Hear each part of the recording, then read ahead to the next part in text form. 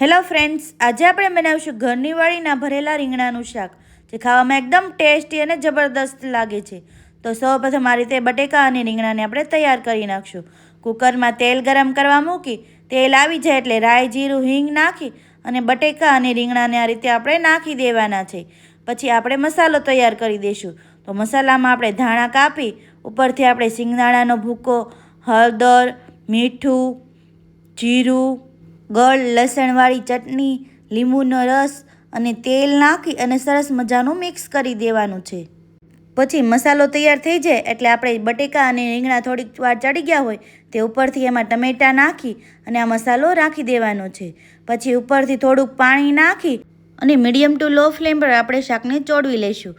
પછી કુકર ખોલીને જોઈએ તો એકદમ સરસ મજાનું આપણું ભરેલા રીંગણાનું શાક તૈયાર છે. એકવાર જરૂરથી ટ્રાય કરજો અને વિડીયો ગમ્યો હોય તો લાઇક, શેર એન્ડ સબસ્ક્રાઈબ જરૂરથી કરો.